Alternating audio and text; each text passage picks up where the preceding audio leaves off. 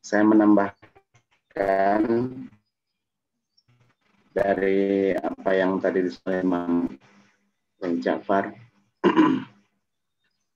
Di dalam hikmah ke-37 ini ya, memang sangat ringkas. Bismillahirrahmanirrahim. Kanallahu. Ada Allah Subhanahu wa Ta'ala. Adanya Allah Subhanahu wa Ta'ala itu tidak ada permulaannya. Atau Allah Subhanahu wa Ta'ala itu memiliki sifat qidam. Yang awal tidak ada permulaannya. Dan yang akhir tidak ada ujungnya. La syai'a ma'ahu, tidak ada sekutu bagi Allah Subhanahu wa Ta'ala. Jadi tidak ada yang menyamai Allah Subhanahu wa Ta'ala. La syarikalahu.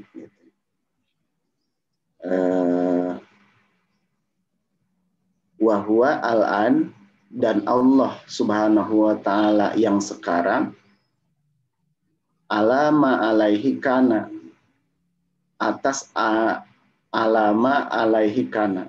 Karena di sini sama saja seperti yang dulu Allah ada gitu. Yang dulu sama yang sekarang ya sama, tidak ada perubahan.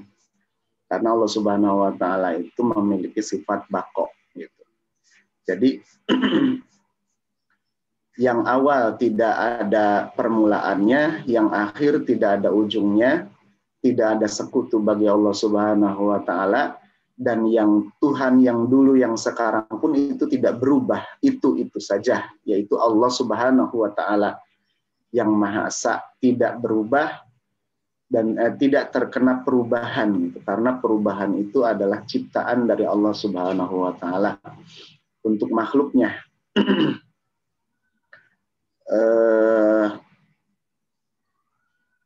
Di sini para ulama ahli tasawuf ini menafsirkan hikmah yang ke-37 ini adalah hikmah makom fana. Makom fana.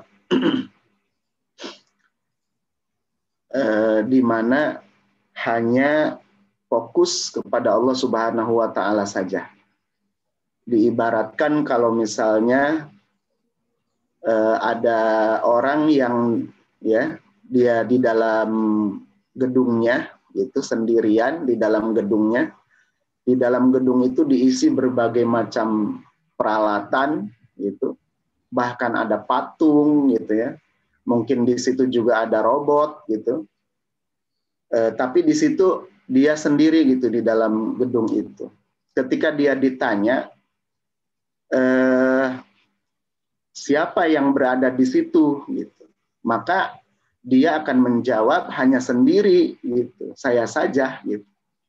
Jadi perabotan yang banyak, bahkan ada patung, ada robot di situ tidak direken, apa istilahnya, tidak dianggap lah gitu. Keberadaannya itu tidak dianggap. Jadi kalau ditanya itu ya di gedung ini cuma ada saya gitu. Jadi seperti itu. Dia menganggap Allah Subhanahu wa Ta'ala itu bahwa makom fana itu ya tidak ada siapa-siapa gitu. Cuma ada Allah Subhanahu wa Ta'ala saja. Jadi yang lainnya itu sudah tidak dianggap keberadaannya. Ini makom menurut di salah satu syarahnya adalah makom fana. Demikian orang yang